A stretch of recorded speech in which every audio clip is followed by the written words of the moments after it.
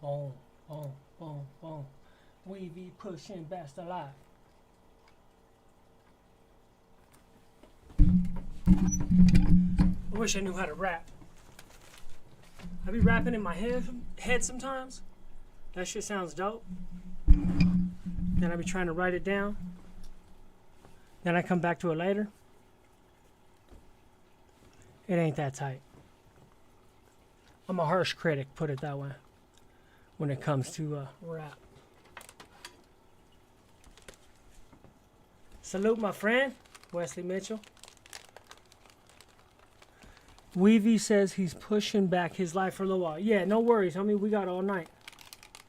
Weavy's got all night. Give me a second so I can get rid of the echo. Actions, not distractions. Good to see you, my friend. Oh, kill him with karma. Killing him with the karma. We about to see what's cracking with Trench's News. Anybody knows who Trench's News is? I covered Trench's News a while back. Whenever it first came out that he had possibly was a witness against Oblock, against the Oblockians, Little Dirk and friends. And I think Dirk is even involved. I think they're accusing him of funding some of it. And it seems that they've pointed out some of his lyrics and said, well, you were bragging about funding it right there. He says,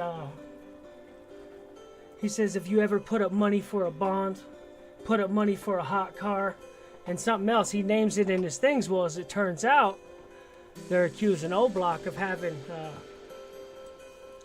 some stolen cars, right? Because that's what you do drive-bys in. You're going to do a drive-by, you can't do it in your own car. I got to turn this down. This is too high in my ear.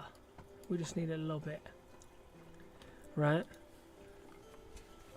So now, let's see, let's go over here.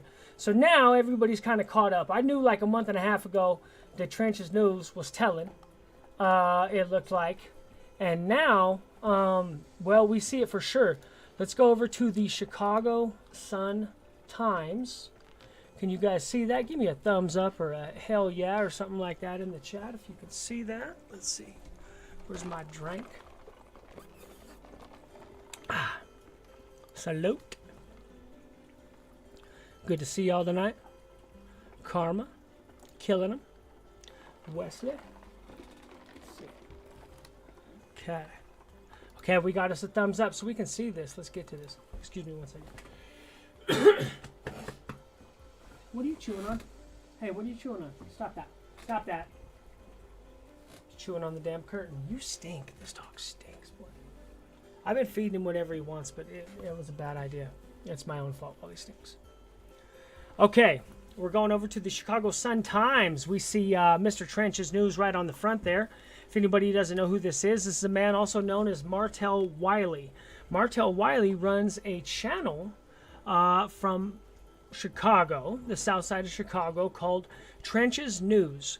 And over the last couple years, he's had a serious rise to fame for a couple different reasons. He seems to know how to tell a story. He also seems to be really genuine as far as he's actually from these places. He is from Oblock. It seems that he actually spent a lot of time there. He's not from there. That's wrong.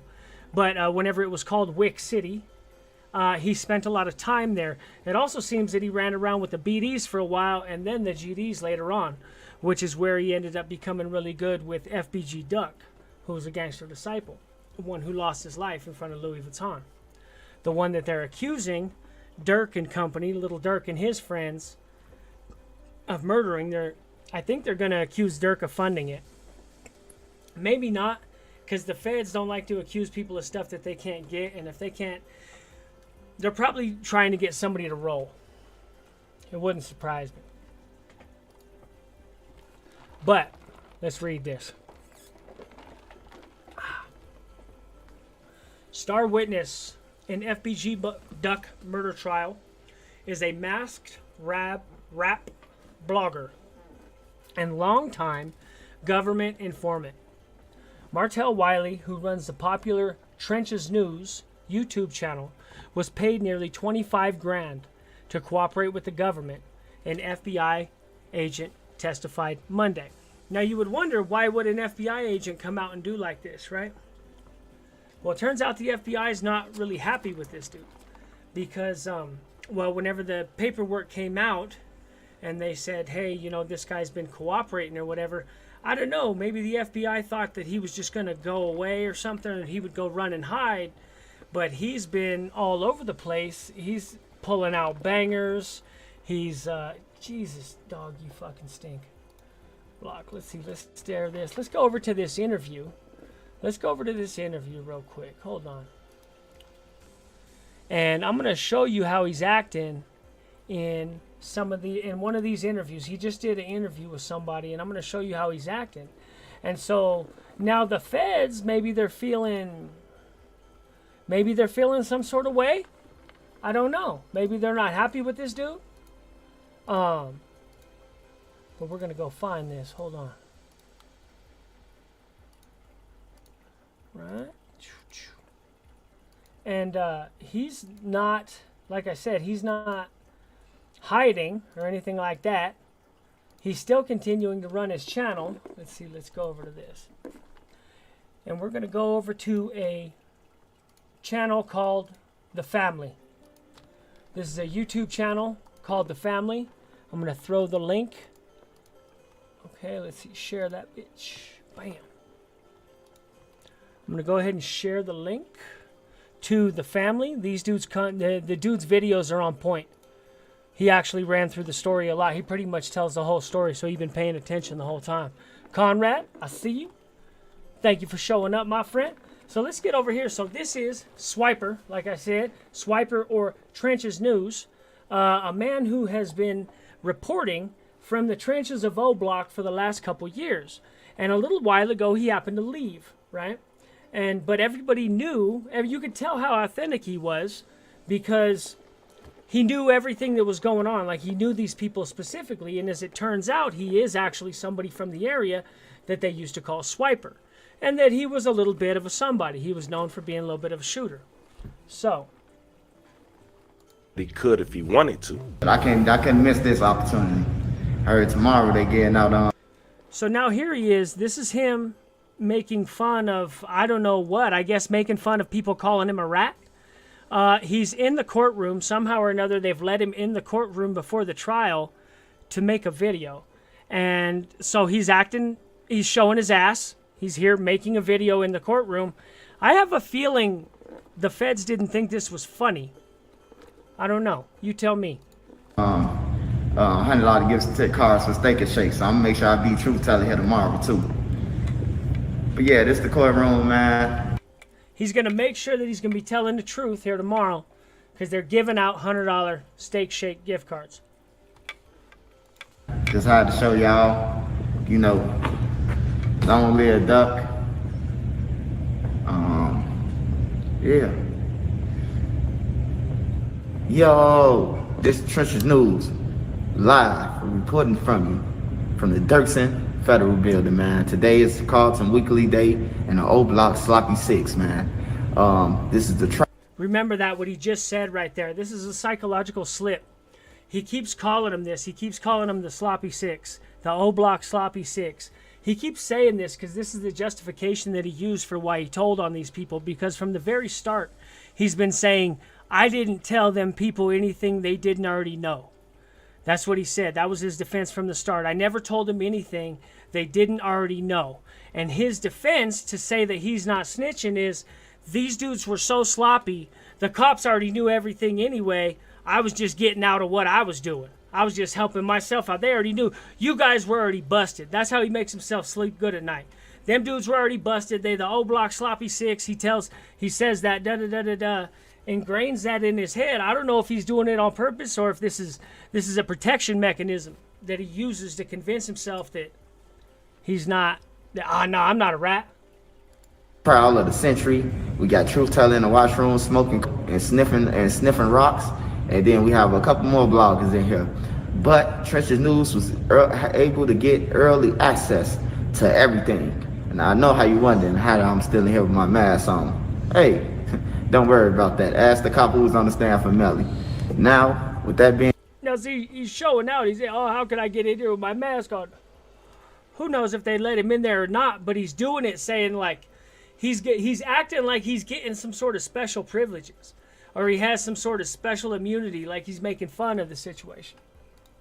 said, I'll be back at y'all with more updates on the news, on this news report. I will bring you the latest. And shout out to the people who left the donuts and the coffee. So as you can see, Trenches News was making fun of the situation. The next day was aired. This is the channel I'm talking about, the family. I'm going to drop its link one more time. Cool ass channel. You can see down here I subscribed, and down here I told him, yep, I'm about to react to this. And I am going to react to this. Everyone telling on everybody what else is new, right? Hey, you know what? And unfortunately, this is, unfortunately, true. Is whenever an indictment happens, the question that you have to ask is, who's going to roll, right?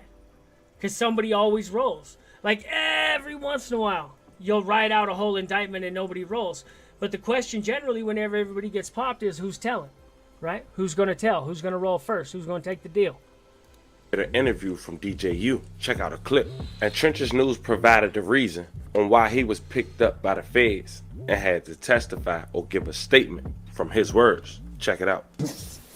So, Yeah, civilian life, getting that civilian life. okay, so you say, so basically text messages between you and Kenny Mac Oh yeah. was used as That's DJU, DJ University. If anybody don't know who that is, you should definitely tap in. I'll grab his link real quick. evidence. Nah, that's how I got spent on. That's how you got spent. Yeah. What We must address is obviously the Oblock trial coming up, right? Yes. Now, the reason why I call this the elephant in the room is because a few weeks, almost a month ago, it was a uproar on the internet about Trenches News, and they was putting your real name, you know, being a character witness in this Oblock trial. They was saying it was not only Trenches News, but Butter as well, you know. Yeah. And they was coming with. That's the other person who's been smeared in this situation is FBG Butter, who was, I guess, a rapper, not a very good one, but just kind of known for being from Chicago and not liking Dirk and them fools. Basically, a lot of these fools are just famous for bad music or being around Dirk. Like, Dirk's mostly the one that just does good music out of Chicago. I'm trying to think who else is good. Who else is really good out of Chicago?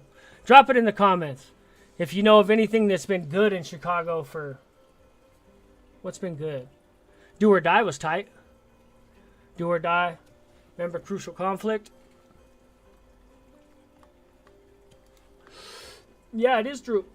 It is true. That's one of the main reasons I walked away from the game, my homie. If you really want to know, it's one of the main reasons I walked away from the game. Because I looked at it and I was like, the last case that I caught, it was just me. Nobody else got busted with me. And I was like, this is my way out. Like, nobody could tell on me. Nobody could tell on me the last time I got busted, even if they wanted to. And I was like, this is me. Mm-hmm.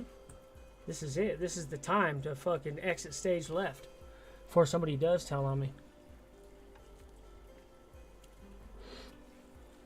End up with a life sentence because one of these fools is a weenie, dog. Hold on. Bam. With some hard facts, some hard documents, you know. So, what's going on, Trenches News? Are you a character witness in this case coming up? No, I ain't gotta be no witness, none of that shit. Like I ain't gotta go and get on no stand. If I wanna go and get on the stand, I mean. You hear what he just said? I don't gotta. That language, whenever I see that, that tells me he made an agreement with them. And the agreement is whatever happened so far, that's enough, and that he doesn't have to take the stand. That's the agreement he made with them. He didn't ever want to have to go. Listen to that again and think of it like that. Think of it like I'm actually saying. I think that's what he's actually saying, is that I made an agreement so I don't actually have to testify. What's going on, Trenches News? Are you a character witness in this case coming up? No, I ain't gotta be no witness, none of that shit. Like I ain't gotta go and get on no stand. If I wanna go and get on the stand. That's not what he asked.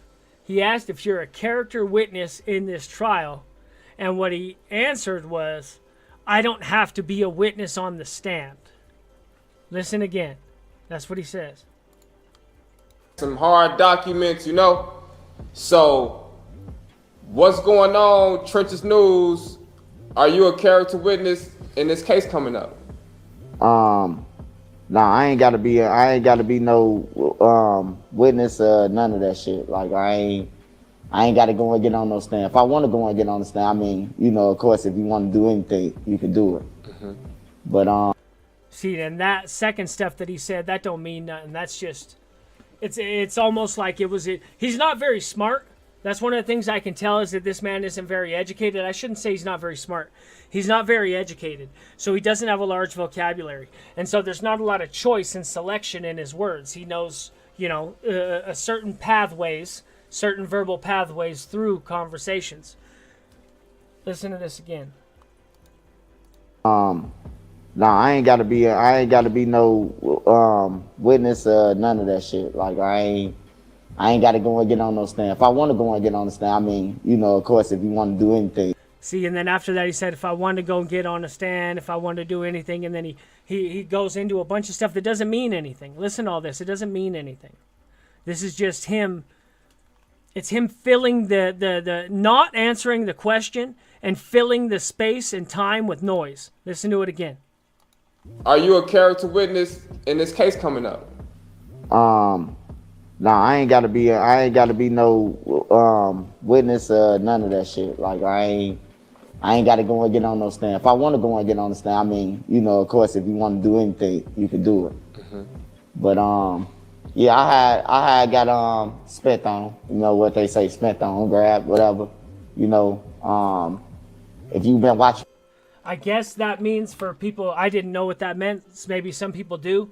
Spent on, if anybody's ever heard of that. Apparently over there it means like the cops got you. You get snatched up. I got hit, right? So that's what they're saying whenever he got spent on. He's saying, I got wrapped up. Me forever, then, you know, that Kenny Mac was my celly. You know, I've been on interviews. He said Kenny Mac was my celly. Kenny Mac is one of these, he's a known figure from Chicago, right? Known figure for violence, I would say, from Chicago. He's respected. Let's put it that way. Actually, that's better. He's a known figure who's respected. Not necessarily violence, but he's respected. And, you know, when they asked me about the 0x5, like, I was surprised that he wasn't. So, you know, we as cellies do. You know, you my celly, you rolled me for Duckman when they tried to roll me in jail, 2014, I'm talking about. You know, so we was kicking it. I come home, we texting, you know, doing all the shit. I don't really want to say what the text was about the shit, because, you know, you get shit, I'm gonna show you the shit that you get. So I guess he said they were cellies in the county. He did say this. I heard him tell this story before. The dude looked out for him after he had been shot. He had been shot and he was in the county, and he was healing up from being shot, and the dude looked out for him whenever some fools were trying to get at him, because it was messed up, because he was hurt and he was shot and he had taken some in the torso, and he didn't want to tell everybody, because I guess it's that vicious there that if you tell somebody that you get shot up, that they're gonna like get at you. Honestly, Colorado's not like that. Like, whenever I blew my back out in Colorado, I was in a level 4 facility whenever I hurt myself really bad. And the cops said, we're not going to do nothing for you because you don't have enough time left.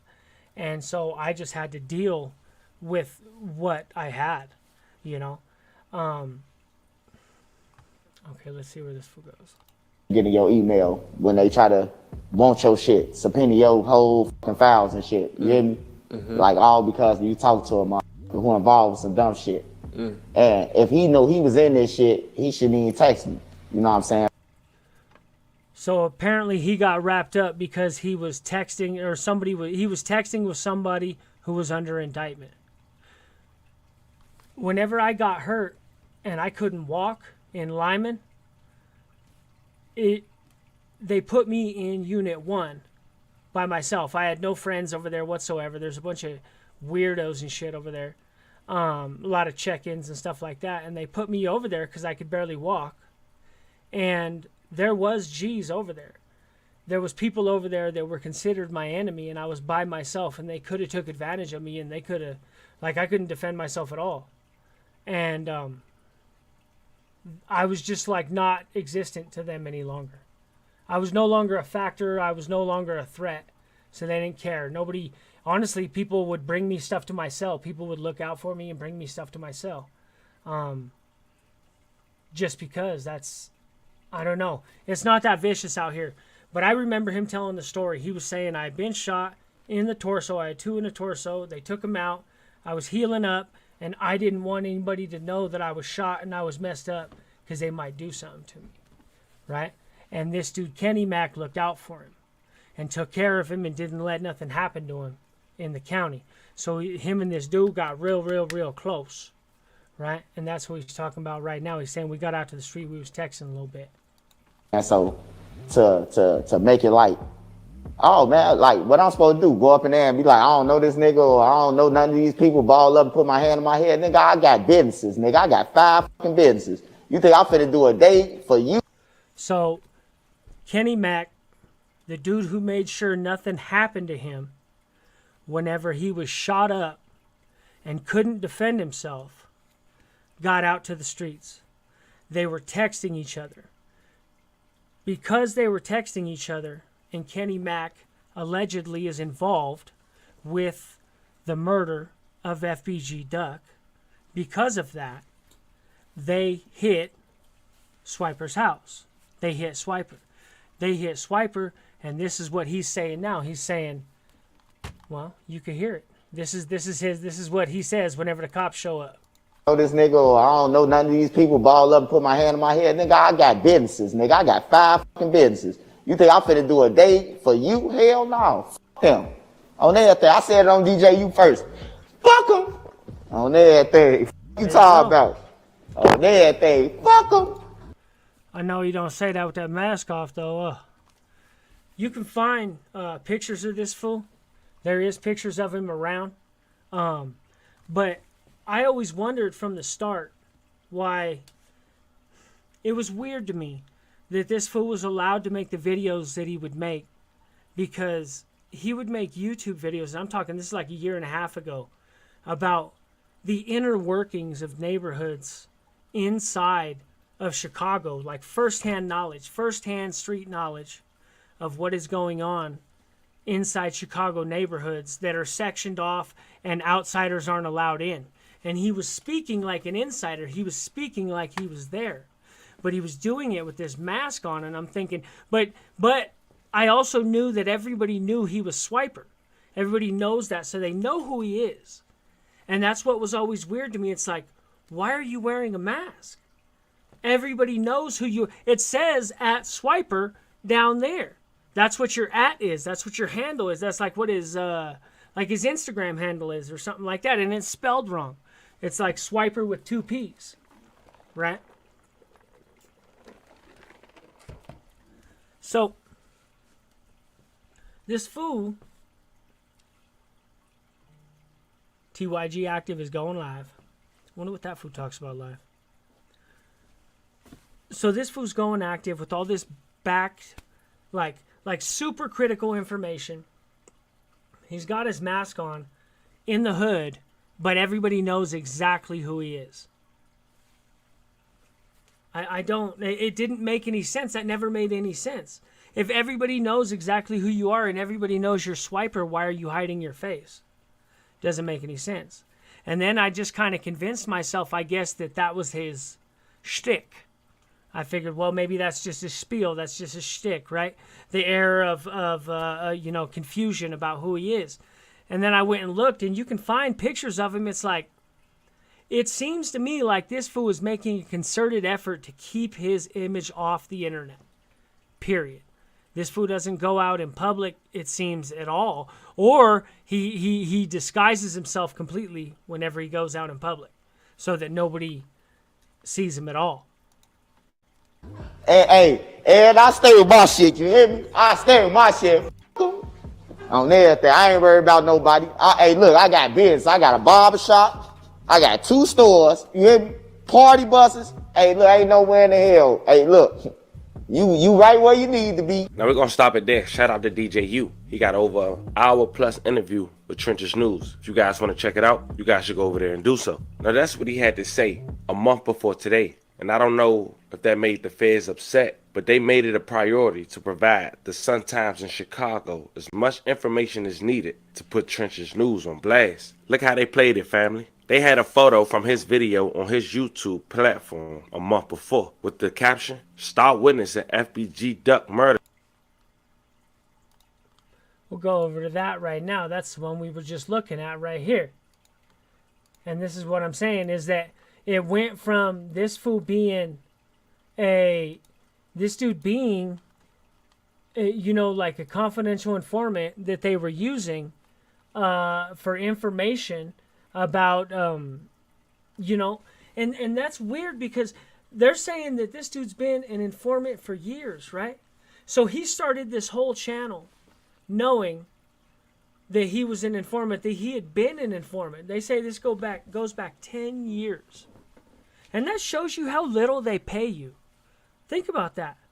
Over the course of 10 years, 25 grand. You would think for the type of, right, imagine the threat to your life for testifying against or providing information against extremely successful. We're talking Dirk and them. This is like arguably the most successful dude in the city since Kanye, right? Who's kind of got himself out the way, to toss himself out the way. So this is the dude in the city right now. So that's who we're talking about. You know? And man, these dudes. Let's see. I guarantee you, YouTube as a platform for infiltration has been going on from the rip. Okay, so what it said here, initially what it sounded like, is that a couple years back, Swiper got busted. The feds hit him while he was in the county and said, hey, let's talk about this, da-da-da, and that they turned him. This seems to be something that happened like 10 years ago. This fool got turned years and years ago and has been cooperating the entire time. And what I'm saying is, all you got in 10 years is 25 grand. Could you imagine the risk you're taking with your life by doing this? You know what I mean? You are testifying against, you know, somebody who has all the stereotypes and whatever attached to him. He's got several bodies and stuff attached to him. I have no idea if he has anything to do with them. I wouldn't pretend to act like I would know. But they attach several bodies to Dirk, right? And then he's extremely popular. And then this is a huge case. This FBG Duck killing is a huge case, right? That's what they're saying the problem is that they came out of the projects to take somebody's life. If they just would have stayed in the damn projects where they're supposed to be and taken each other's life where they've been doing, it wouldn't be a problem. But FBG Duck was murdered by 4 people in broad daylight standing in line to go to Louis Vuitton. He was standing in line for the Louis Vuitton store. So these dudes jumped out in broad daylight with automatics, with switches, and lit this fool up. And the feds don't like that. As a matter of fact, it was it's the stretch in Chicago that has the nicest shops. It has all the really nice boutiques and stuff like that. This is where the people with money are supposed to feel safe. and these dudes jumped out and lit the place up with automatics. Allegedly. Well, somebody did. Somebody did. And they took this dude's life. They took FPG Duck's life. That happened for sure. Whether Oblock had anything to do with it is anybody's guess. Right? But I know they take a lot of his lyrics and they try to act like his lyrics mesh up. Maybe it's just a coincidence. It's possible it's just a coincidence. Lyrics can be like that. Lyrics can be vague like that. Dirtsky, what up? You know Trench's News? They said Trench's News been cooperating for a decade. A decade. I thought he was just ratting on this Oblock situation. Turns out this dude been ratting for a decade. That means he started his channel. And he was already an informant. Wonder if the feds had anything to do with boosting him in the algorithm. He sure did great. He did really good. And like I said, he had that view from the inside that he could speak, and it was like, that's how he spoke. That's how he would tell his stories.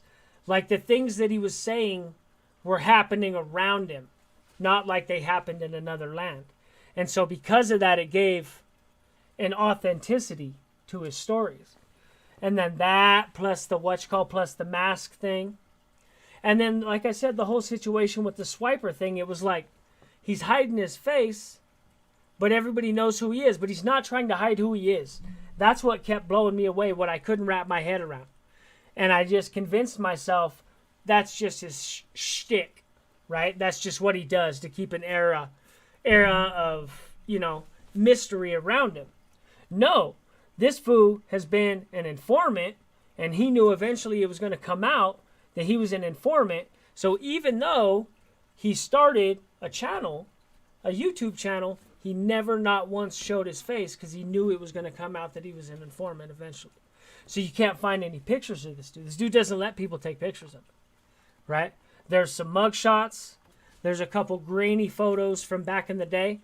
And you can even thank what's-her-name for some of those grainy photos. Who's the one that Plug messes with? Mickey Truth? See, the thing is this all came out like a month and a half, 2 months ago. But unfortunately, I was way in front of the algorithm. Nobody was ready for it yet. So I did a video on this like a month and a half ago, and it went absolutely nowhere. And it wasn't breaking news. It wasn't in the algorithm. Well, now everybody's found out that this fool's actually, because it's in the Chicago Sun-Times, everybody else now knows that this fool's actually a rat and he's testifying against Little Dirk and them, right? This is actually like major news and like nobody's paid attention to it. So now that we're back with the algorithm, I was a month and a half in front of the algorithm. Here we are again. And Mickey Truth is the one who put together who this dude was and went and found, from what I could tell, she's the one who went and found his Facebook page and was able to clip the picture from his Facebook page that actually shows this fool's face. So his face is out there. Let's see if I can actually find it. Martell Wiley. See, we'll pull it up right now. But he's been good at keeping his face off the internet. And it all makes sense now. It all makes sense now. That fool was testifying the whole time. He was trying to achieve escape velocity is what he was trying to do. He was trying to get so big that it didn't matter, that his channel could take the hit. But I don't know if that works. Because what's her name is at 1 point. She was at like 1.6 million. Who is it? Illuminati? I don't know. I don't see any pictures of him. Damn, there is no. See, there's no pictures. This ain't him. That's not him. Let's see. Share this tab instead. These are all pictures of Martell Wiley. That's him. We talked about that. But as you can see, there's literally no pictures. This is somebody named Martell Irby. This is a football player named Martell Wiley. That's not him, though. Yeah, there's literally no pictures of this dude. But the only place you can find pictures of this dude is on the internet, or is on like YouTube and stuff like that. They do have tablets in prison. It's wild. It's hard to it's hard to argue that it wouldn't be good to keep people's brains engaged for the small price of giving everybody tablets, right? Because you're not going to give them something nice. They probably gave them Obama tablets, right? Something that they can work with, but nothing fancy. And so for the small price of that, you can give inmates access to college courses, to anger management, to AA meetings, NA meetings. They can attend NA and AA meetings in their room, right? Which is always a challenge too whenever you talk about, because the cops have to think about this stuff whenever you start talking about people who are in protective custody and things of this nature. If anybody wants to come up, go ahead, come up. We're basically just talking about YouTubers ratting. You know what I mean? YouTubers turning feds. That's what happened with this fool. Or he was a fed the whole time. So that makes us believe what? Are we going to believe? Just common sense, right? Are we going to believe that that's the only one? Is that the only fed, the only federal informant on YouTube who has a channel? I have a feeling no. I guess it could be a one-off, but how often does something only happen once? You feel me? How often does something like that only happen once? It's like catching people robbing a house. It's the first time, I swear, Your Honor, it's the first time I ever done it. I never thought about nothing like that. Come on. I always feel some sort of way, too, whenever somebody overdoses, you know? And their parents always want to believe the best of, you know, whatever. And they'll say, well, you know, he only tried it once or something. He took one tab of fentanyl and it was, you know, or whatever. He took one hit of fentanyl or da-da-da-da-da, and then he died. And it's like, man, I doubt it. That's very unlikely. What's more likely is that he gets high with his friends on the weekends sometimes and he took it too far. You know what I mean? And then, I don't know. That's easier to tell. If I'm a cop and I've got a young man who's deceased on my hands, it's easier to tell his mother that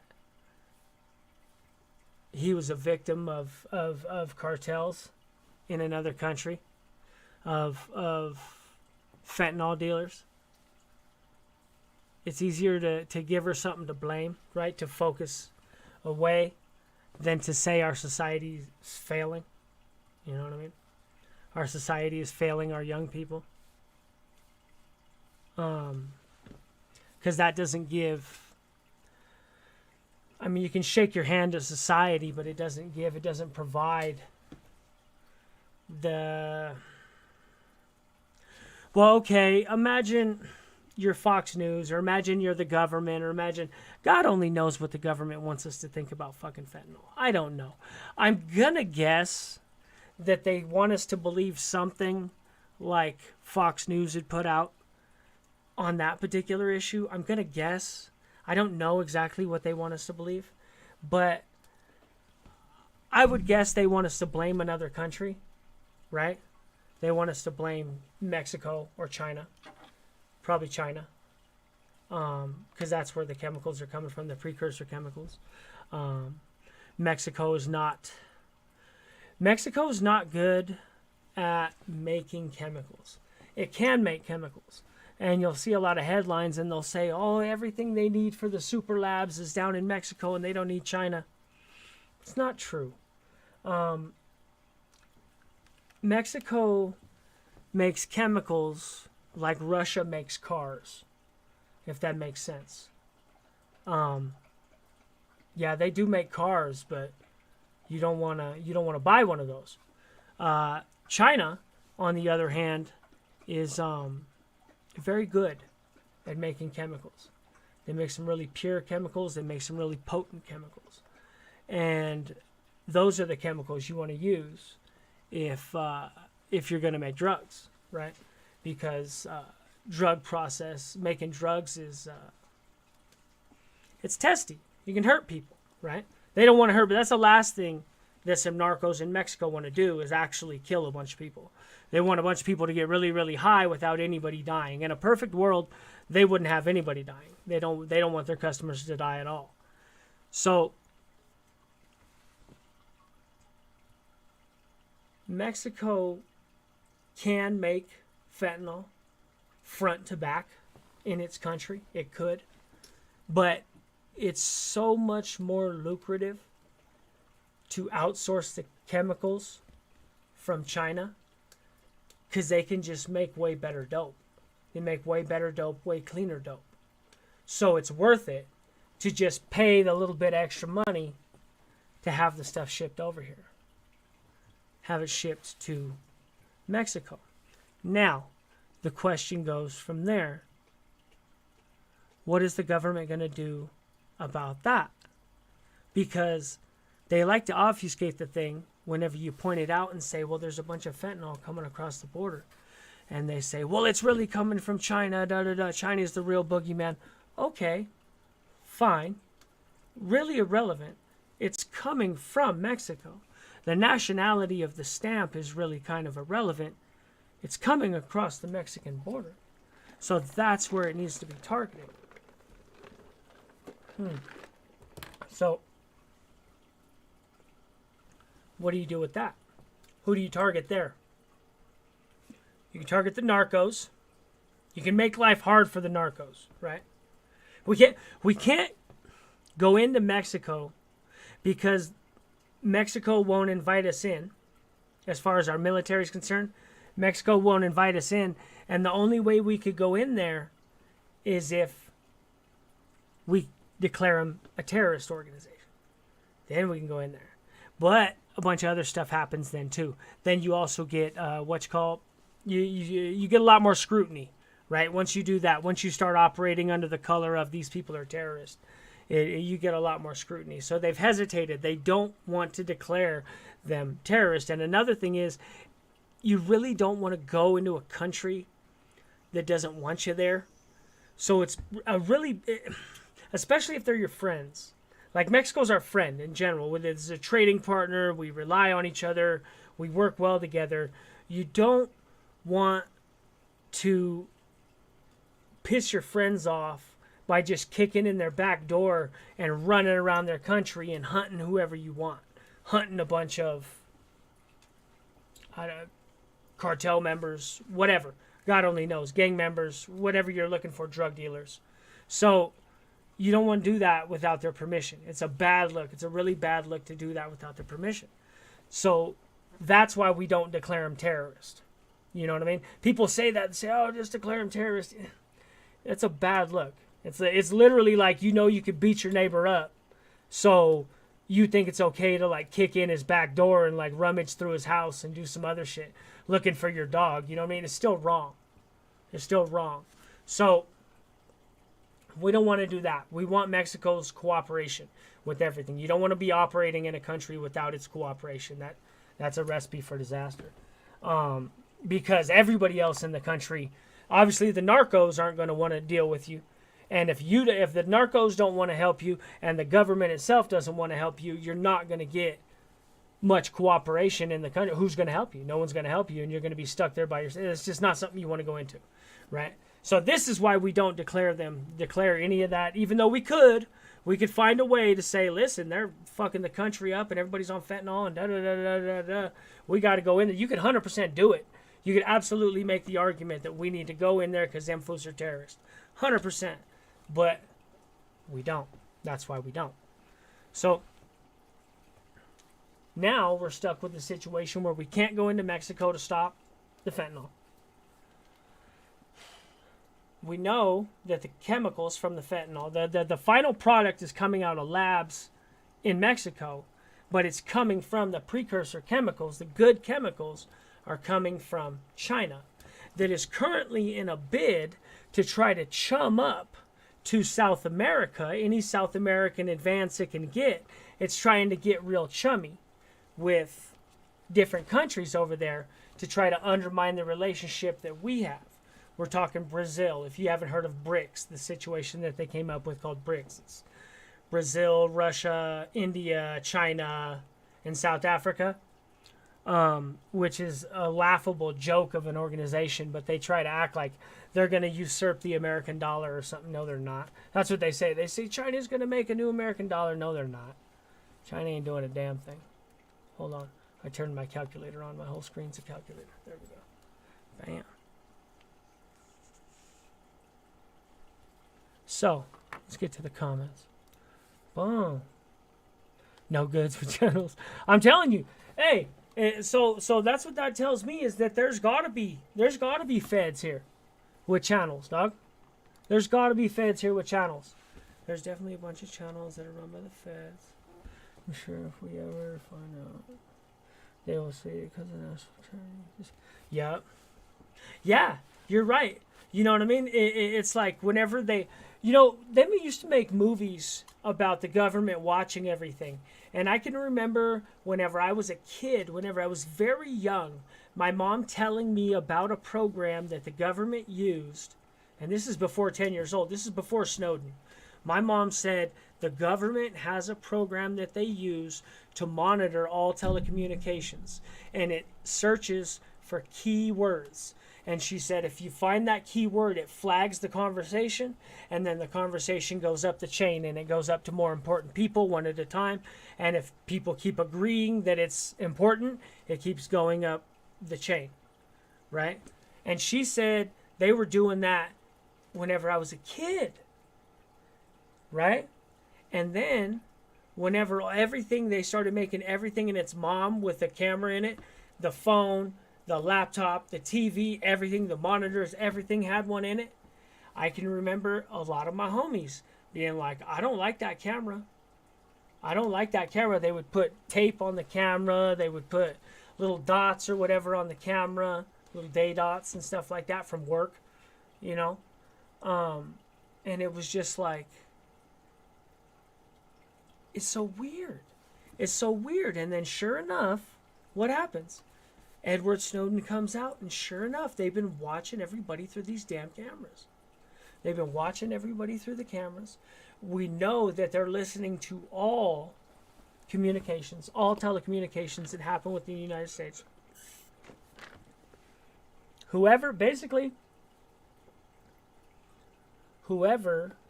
is responsible for a country's telecommunications is listening.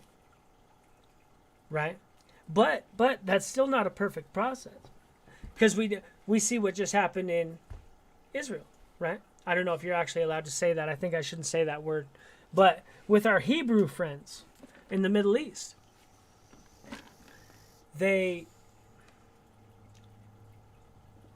all Palestinian telecommunications had to funnel through Jewish towers through filters. They have filters. They don't hide the fact that they listen to communications over there, right? It's part of the national security. The Jews just consider it part of national security. They're on the trip. Well, as long as it's for national security, you know what I mean. If you're not doing nothing wrong, you ain't got nothing to worry about. They're on that trip over there. So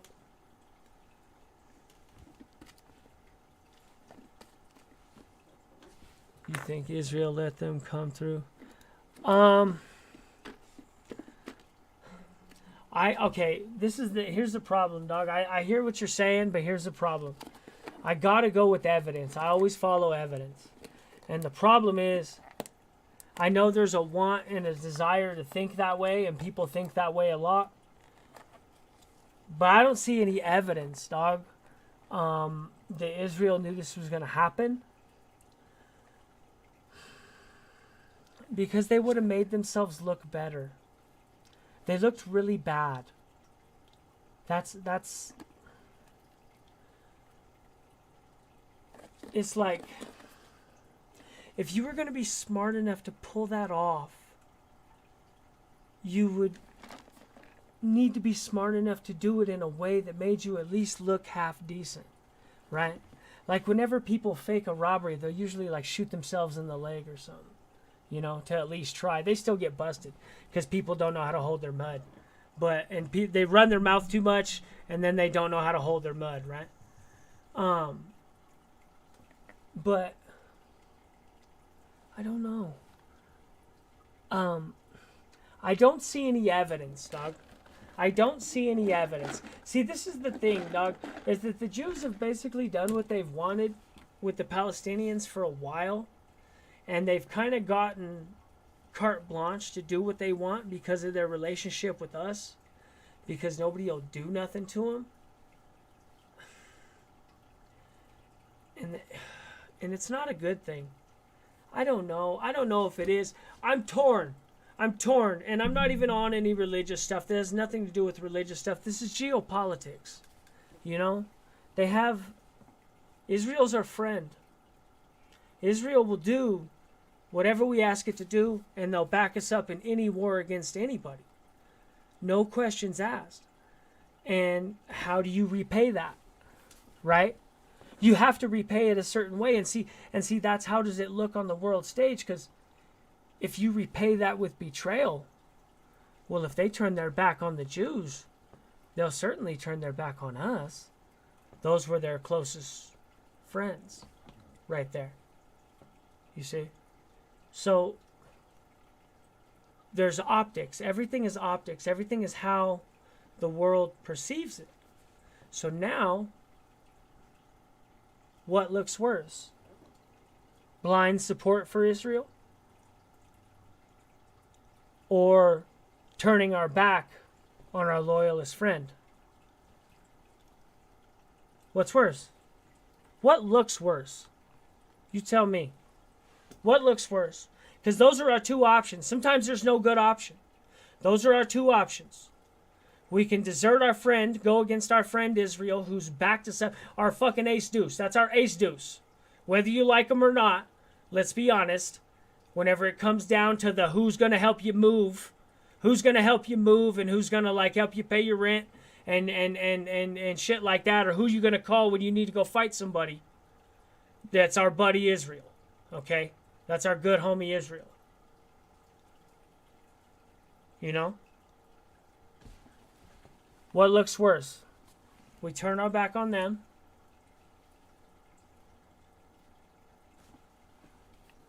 I don't know. Yeah. No, it is good, and it's good to have these conversations, because you got to make people think about things that they don't. Okay. Put it this way. If you were to turn on the TV right now onto one of the stations that is anti-war, let's say The Hill, Rising, The Hill, Sagar and Crystal Ball, they're going to tell you before the end of the segment, they're going to mention how we're flirting with World War III. We're flirting with nuclear annihilation. The United States is going to continue to prosecute this. There's certain things they will say, and they are all part of a narrative that's, that's just throughout. It's throughout the media. It's throughout any of the media that is on that page. And then the other route is focused upon our Jewish friends. And that's what the news will tell you. Now, I'm not saying that those things, those two lines, let's say those two lines right there, right? Fox and ABC or something like that. One telling you that the United States is fucked, and that this is mostly their fault, and that they're warmongers, and that they're flirting with World War III. There's that line over here. And then we're being there for our Jewish brothers over here. If that's all you ever hear, that's all that exists, right? But I don't agree to either one of those. But that's all you'll hear, and you'll hear that over and over and over again, and this is how they control the narrative, because that's all that exists. It's just them repeating the same shit over and over and over again. Like they'll constantly talk Give me a second while I think about this. Give me a second to close my eyes. They will constantly talk about how we are flirting with World War III, except for the fact that there's basically no nuclear application for using a weapon, a nuclear weapon of any sort of magnitude right now. There's no, for one thing, you'd be irradiating the place that you're trying to keep, right? For another thing, almost all of the weapons that Russia has pulled out of storage have worked horribly. They've fallen apart. The tires have rotted. Many of them just haven't worked in general. They just didn't work. They stopped working, rusted apart. I certainly hope they didn't cut corners on keeping up their nuclear arsenal like they did on their Panzer anti-aircraft system. I have a video. Let's see if we can find it. I can find it on my other channel. Let's see.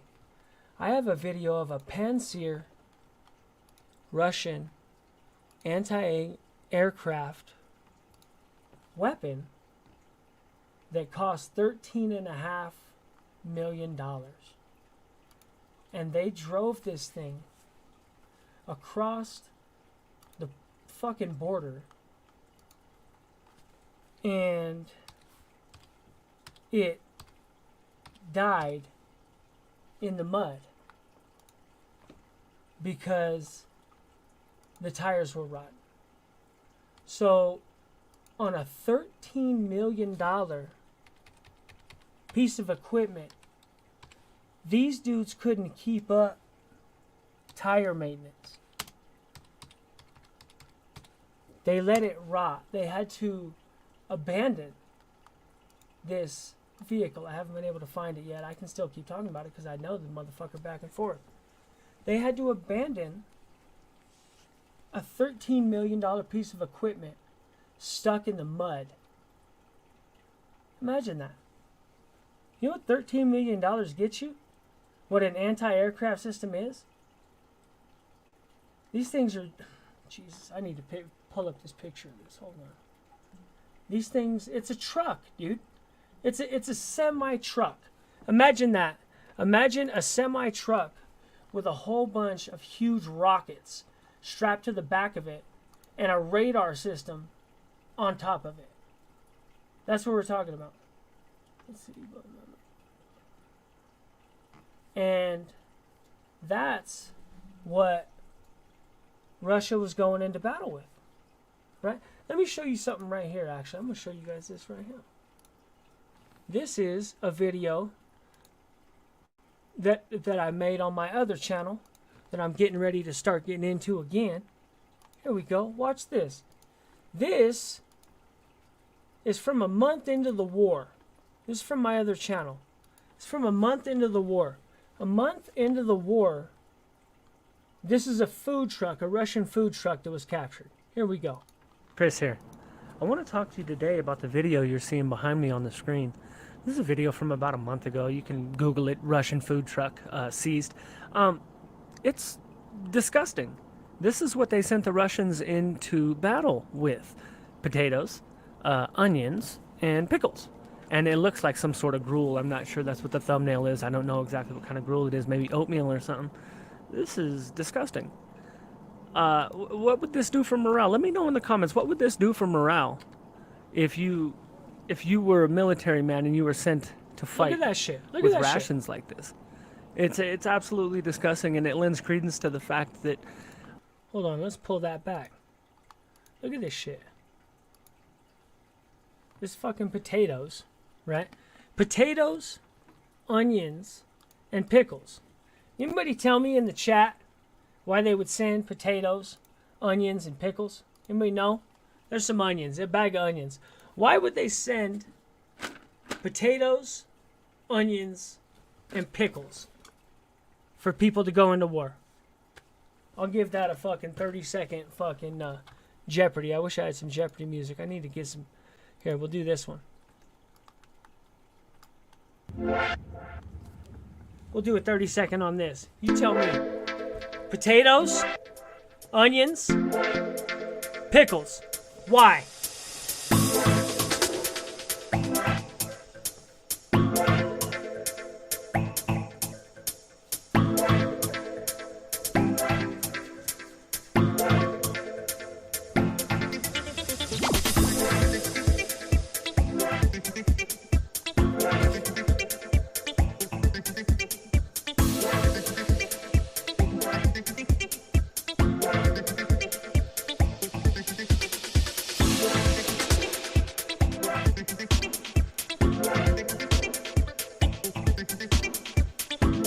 Alright, that's funky enough. That's funky enough. We're getting a little out there.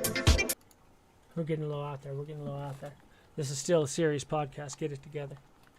Alright. Alright. No, it is not tater salad.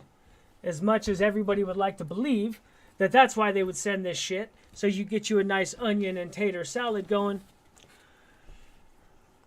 They put onions, pickles, and tomatoes in these trucks and sent them with rations of that shit because it doesn't need to be refrigerated and will stay good for weeks and weeks if you store it right. You don't want to store them next to each other, and I don't think they do this. You don't store onions next to potatoes. Make sure they're not touching at all. As long as they're just away from each other, they're fine. Pickles will keep themselves. You could just put them away. But you have to make sure that your potatoes and your onions can breathe. You don't want them in like a damp corner or something like that where they'll mildew and they can't breathe. That is why they fed these dudes. They filled up these trucks. This is a month into the war whenever this was captured. This was a month into the war.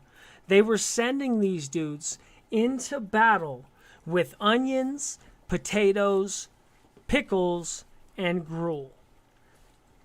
That is shit. That's how you're gonna fight a war? You gonna go take over a country like that?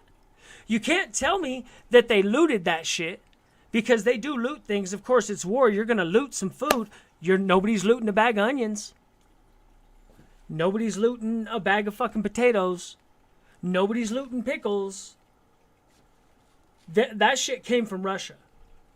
That's either from Russia or it's from fucking Belarus. They drove over to Belarus and came in through up north through Belarus, and maybe those are Belarusian rations. But that's the type of shit that I'm talking about. These people were not ready for what they did. And I'm getting off on a war tangent now, but it is what it is. Russia was really not ready for what has happened here. And people need to understand this war for what it is. And this is what it is. Russia fucked up. This is a grand strategy game where all the players are either friends or they're not, or they're somewhere in the middle. Russia is not. We already decided that a long time ago. Russia's not our friend. Well, Russia just made a mistake. They attacked Ukraine, and now they're pot committed. If anybody plays cards, they're pot committed. There's no pulling out. There's no loss to be had. So we've got Putin in a weird situation, right? Because Putin can't lose this. He will go nuclear if he loses this, right? So what do? We can't let him lose.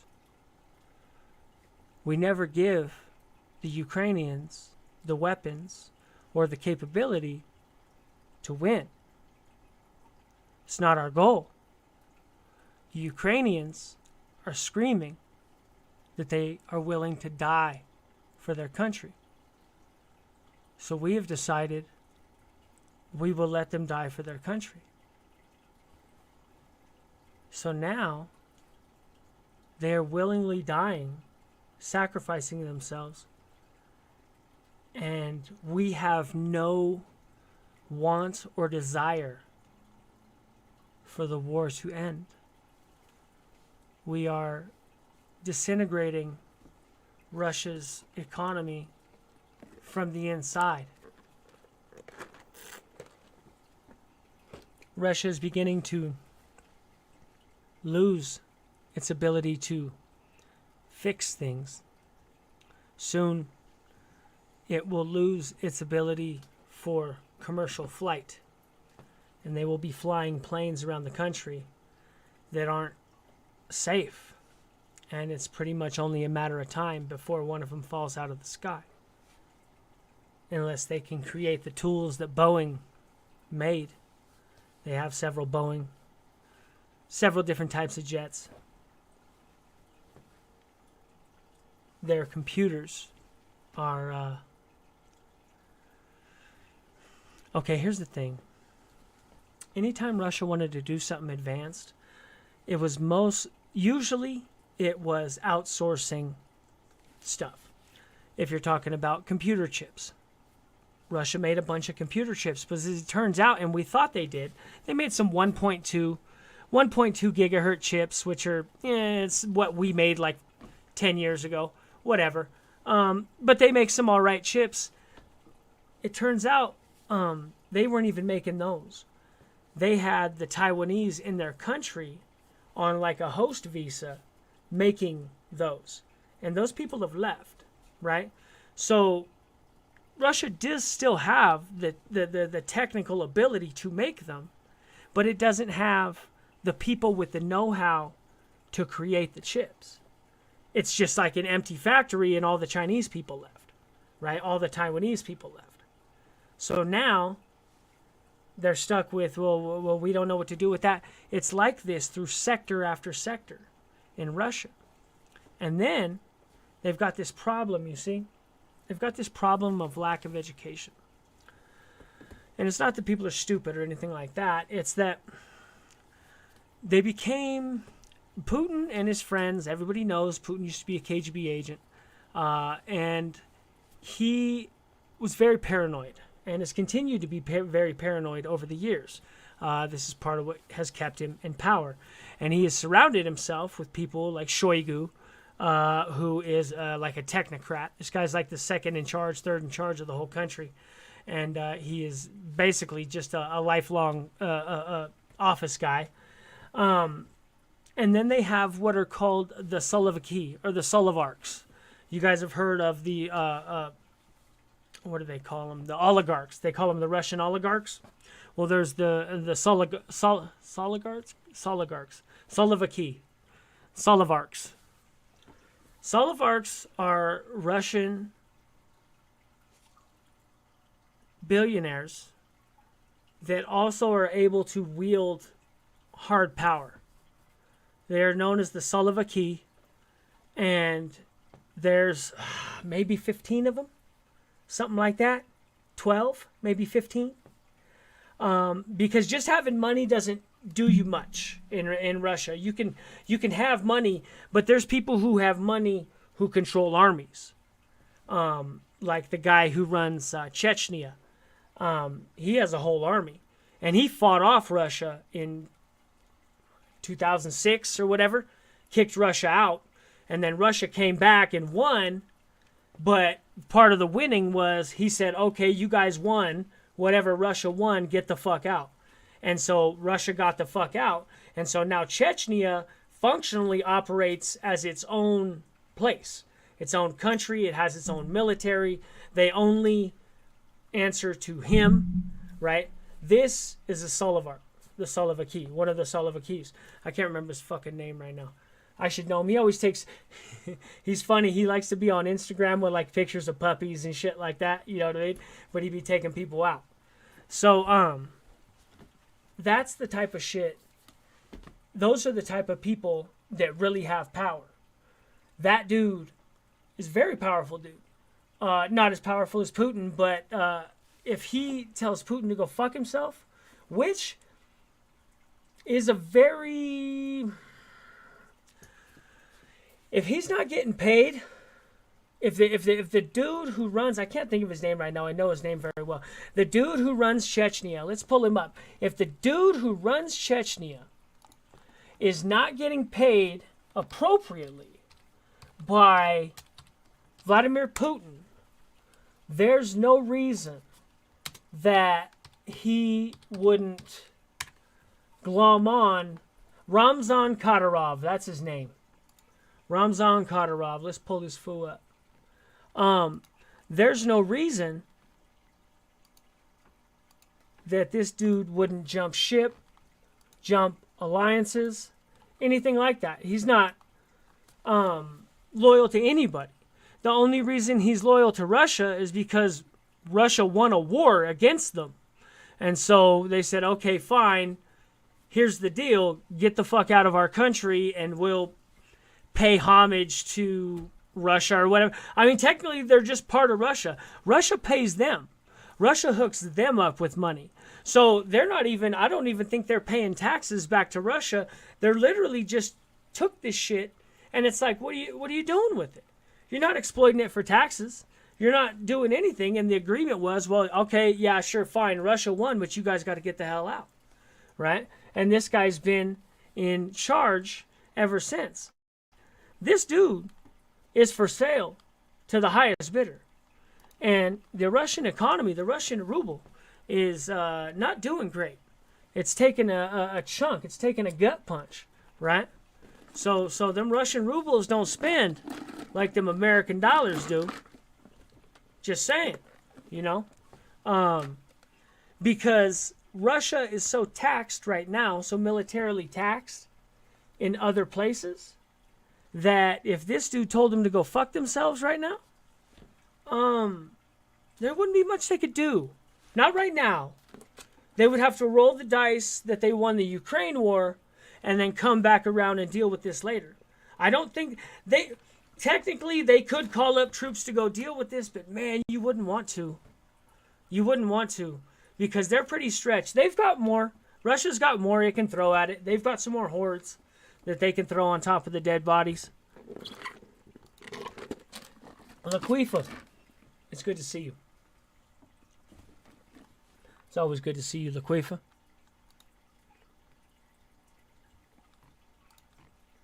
Heard it's like 3.5 hours.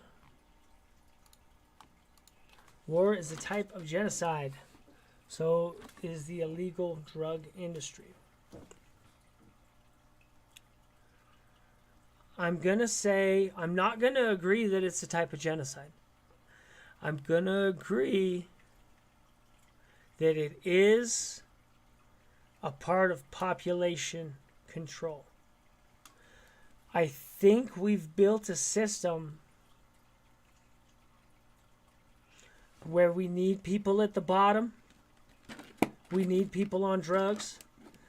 I think that's always kind of been, despite them saying that, and I'm sure, Nixon or whatever, or Reagan, they were probably genuine whenever they were, their war on drugs type nonsense, but did anybody think it was going to work?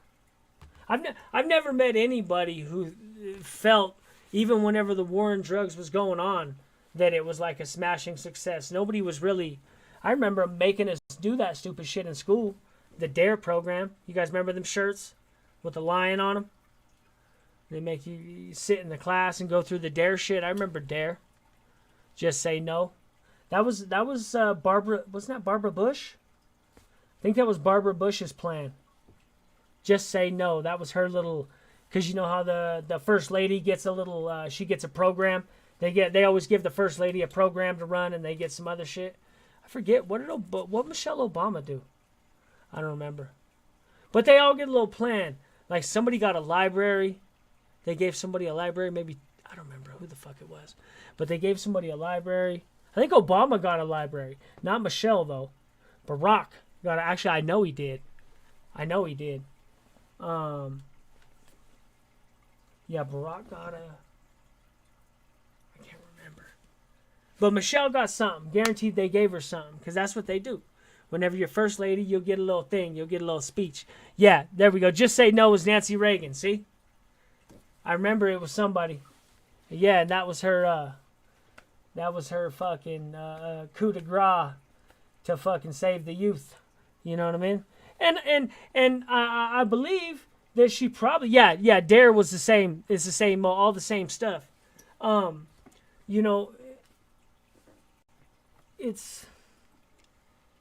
I think Nancy Reagan probably had the best intentions in mind.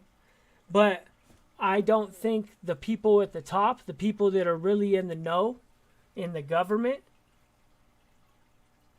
I don't think they ever expected it to work. I think they looked at the reality of it. You know, America's different, man. And we have to account for that. And it can be hard to account for that. It can be hard to account for the spirit that we've instilled in people. And you're starting to get, I almost feel like the government has beat that down so much that you're starting to get like some of these lefties now, where they really want, like you'll catch these lefties that like beg the government to come in and fuck with their lives, and you know what I mean? Like, come in here and make everybody wear masks. But like 50 years ago, lefties hated the government, dog. They didn't want the government doing anything, forcing anybody to do anything. They wanted free speech and all that shit. And all of a sudden, free speech has got something to do with being like a Republican now. It's fucking nuts, dude. The whole thing is like on its head. You know what I mean? The entire thing is on its head, and it doesn't make any fucking sense, dog. They're just, these politicians, they're literally just bending to whatever happens, dog. They're just bending to whatever happens around them, and then they end up, you know, Hillary Clinton ends up saying that she supports gay marriage, even though she's like 45 and has never supported gay marriage in her life. You know what I mean? And then they ask her about it. They're like, hey, yeah, remember whenever you were against gay marriage? And she was like, what? No, that never happened. What? That's all she did. She just said it didn't happen. It's like, okay, that's what we're doing now? Yeah. I learned it from you, Dad. My dad was a fuck up. My dad did time in California. My dad died a fuck up, actually. He never got his shit together. That fool was fucking up. He was in and out of prisons. I was talking about that the other night. Y'all want to hear a funny story? So, you know, it's the Bay Area. What are you going to do, right? So, my dad's in prison. God only knows what the fuck he was there for that time. I was young. I was like 6 or 7 years old. And so he's in prison. And my mom is fucking around with some woman, right? It's the Bay Area. So she got some woman in there she's dyking out with. They've been having a good time. I don't know no better. I'm like 7. I don't care. I got like a new auntie around. I don't give a fuck. You know what I mean? Well, I guess my dad never told my mom that he was getting out. He was getting out early. He got like a parole or some shit like that, right? So we're chilling. I'm like sitting there. I don't know. I was watching fucking something. And my dad came in the house. And I was like, oh shit. And he had a big old beard. I was like, oh shit. And I ran up and hugged him and da-da-da-da-da. And he was like, where's your mom? And I was like, she's in there. And he was like, oh, okay, cool. And that fool went in there. And he found my mom in bed with a woman. And that fool came out. And he walked through the house. And he went into the kitchen. And that fool got a big-ass butcher knife, dog. And that fool went back in the fucking bedroom. And that fool popped the shit out of my mom's waterbed, dog. Just gutted it while they were sitting there, while they were sleeping on it. This fool just gutted the waterbed. And water went fucking everywhere. And then that fool came out. He was like, come sit on the porch with me, son. And I went out there and chilled with him. And that fool waited for the cops to show up. That fool went back on a parole violation the same day. He just sat there. He just sat there and waited for the cops. Because that's what he came home to. He was like, well, ain't nothing for me here anyway, right? So, my dad was a fool, dog.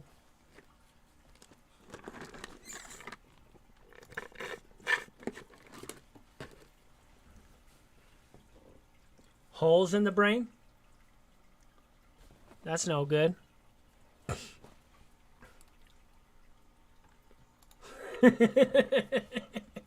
Stupid.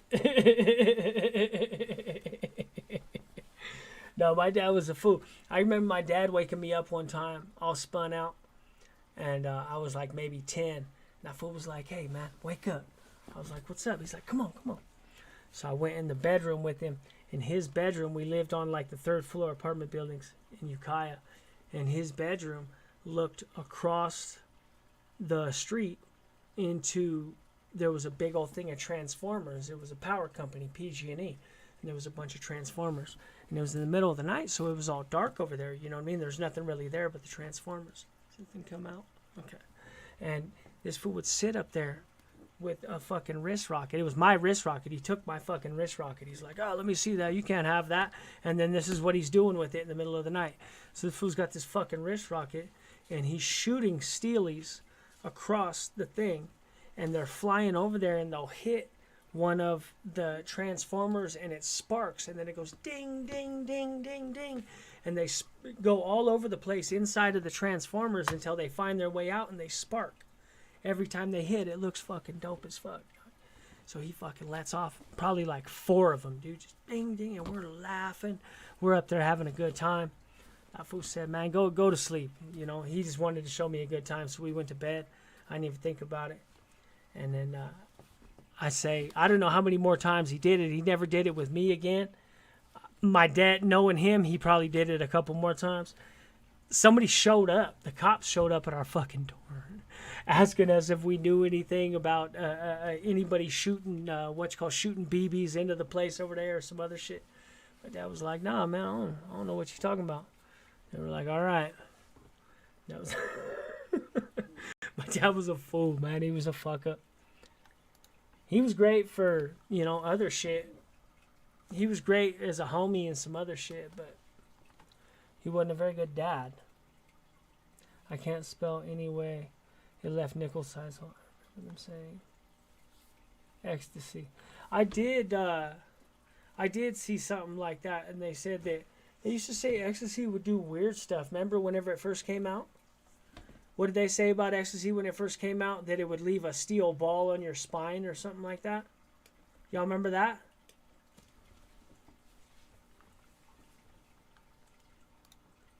Or they used to say that if you held in crystal meth longer than 7 seconds, it would crystallize your lungs. I remember that dumbass shit.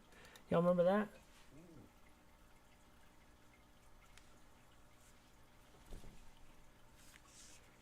Or they jacking off and make your palms hairy?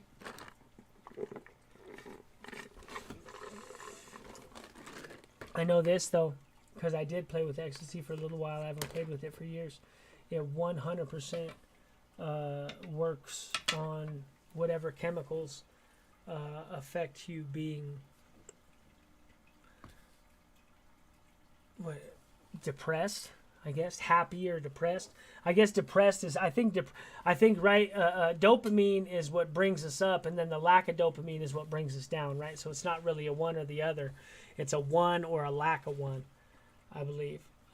And so depression, I believe, is a lack of dopamine or something like that. But don't quote me on that. I'm not great with that shit at all. I might not even know what I'm talking about.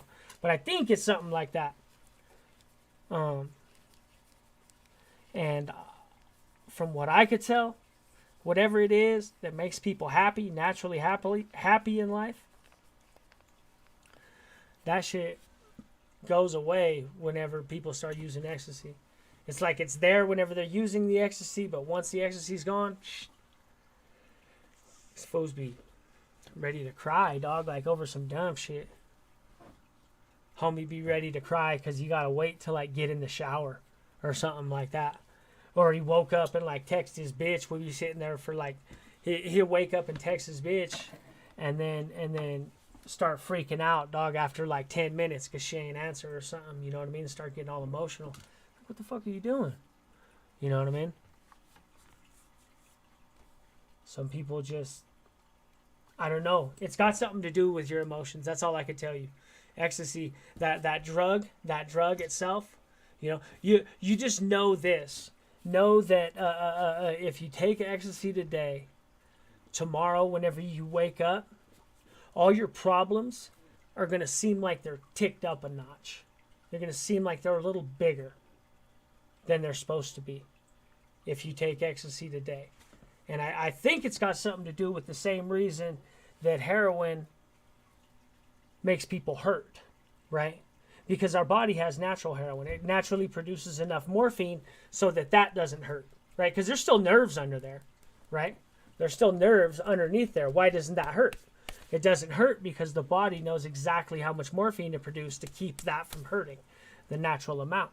So as soon as we introduce unnatural morphine, stuff that comes out of a plant, right, some foreign morphine into our bodies, our body says, well, you don't need that anymore. You don't need that. The stuff, the natural stuff that keeps this going, right? So it stops making that. So then whenever I stop doing the heroin, I no longer have the artificial stimulant from the outside, and I no longer have the internal stimulant from my brain. So now, even that hurts. Just getting out of bed hurts. I think it has to do with the same thing with the ecstasy. Because the ecstasy, you could be just fine. Like, everything would be cool. You'd be like, okay, we're going to take some pills. And you take some pills, and then all night you're jamming, everything's cool, and you wake up the next day, homie, and it's like something horrible's happened. That's almost how it feels. It feels like there's, like it just feels like it, I can imagine these women who all think they can tell the future and read tarot and shit. I can imagine what their fucking predictions are the next day after doing some ecstasy. Watch. Don't let her read your fucking tarot, dog, within like a week of doing fucking pills. I'm telling you. Let's see what we got going. I'm way off track over here. I'm just all over the place. Believe halfway. Hey, homie, I'll tell you what. That the whole pandemic situation, I couldn't walk for a whole day. Jesus. It showed us a lot. The sickness that was around for a couple years that they, you know what I mean? It showed us a lot. It was deadly, dog. They weren't lying. It was deadly. But they destroyed a lot. And I don't know if anybody's, pays attention to the economy. I pay attention to the economy a little bit. And we're in a weird spot. The United States is in a weird spot where it looks like we may have a depression or a recession, but it's not going to be bad for a couple different reasons. Because of how bad we choked the interest rate and everybody went back to work. Like, remember all those people that retired and everything? Like, we made everybody go back to work because gas, the price of gas. You know what I mean? If you're retired on a fixed income and gas goes up 40% in 2 months, you now need more money. Your gas budget just went up 40%, right? And your food budget and your all those things are now going to tick up, right? And then, okay, so they certainly raise the prices whenever gas goes up, but now that gas is down, these fucking jewelry or these grocery stores ain't bringing it back down, so those prices are here to stay. The only way those will go down is if an actual depression hits and people just aren't buying the products. But they're smart. If they're smart, they won't bring down the price, they'll just make less, right? Just make less and accept more of a profit margin. And I think that's a lot of what's doing. I think that's what the government's trying to do. They're trying to force us to consume less, right? So they don't care that inflation is through the roof. And they don't care that a lot of people are being eaten alive by interest rates, by $1,000 car payments, and shit like that. They don't care. They just see the bigger picture, right? And that's them getting the economy back to where it wants to be. So they're going to keep choking the shit out of the economy. It's not going to get better anytime soon.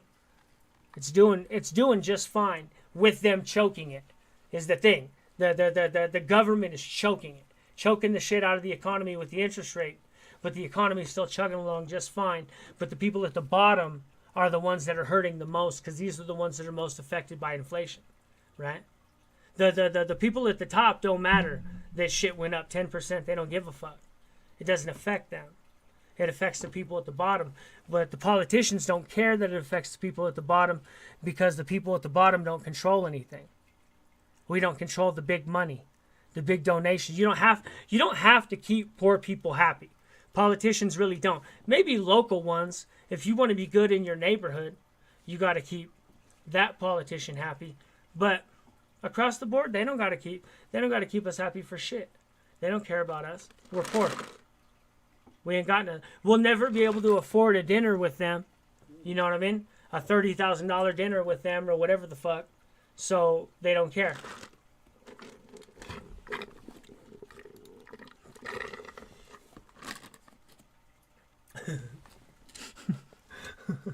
It's crazy, right?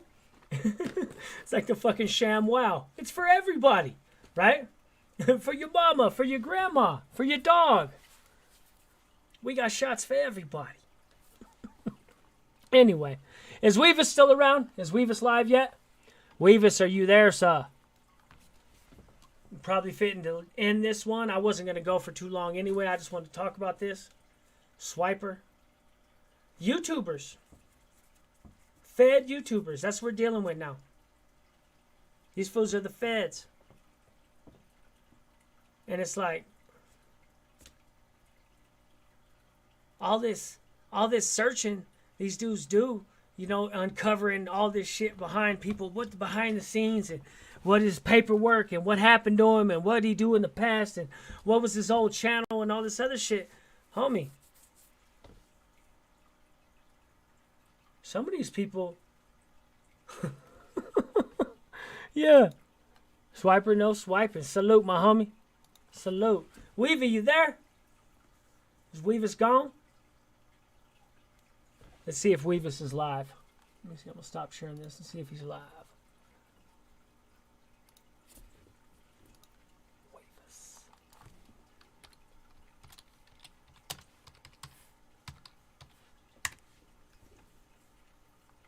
Big Weavy.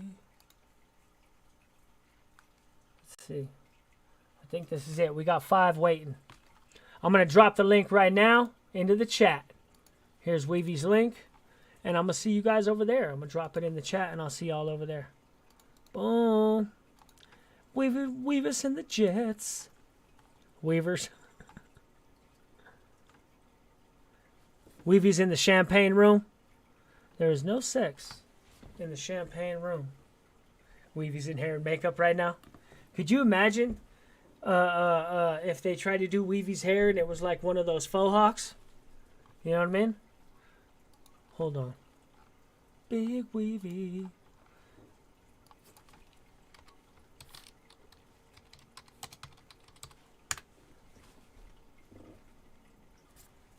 I'm going to try to pull this up real quick. There's this dude who's got this perfect hair. He's a big dude too, like Weavy. And I think this hair would be perfect. Maybe we should pay for Weavy to get some plugs. What do you guys think? Let's see. Man, I'm not going to be able to find him right now. I don't even know his name either. I just kind of know what, I know who he is. That ain't him. That ain't.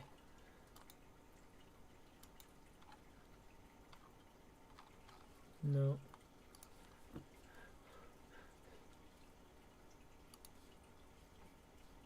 I'm going to find it. Watch. I'm going to find it and I'm going to post it. And I'm going to be like, this should be Weavy's new haircut. I'm telling you. Boom. Weavis. Alright. Yeah, fuck that. I'm coming back to this later. I'm going to find this. This is starting to piss me off now.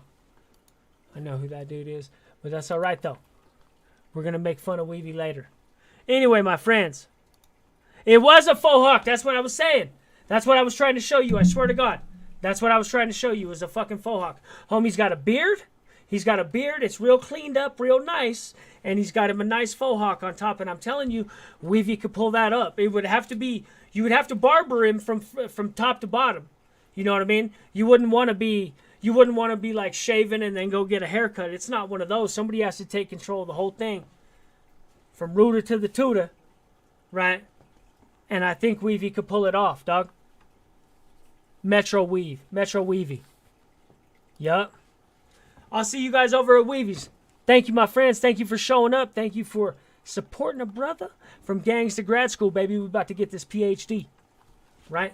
Good looking. Later, my friends.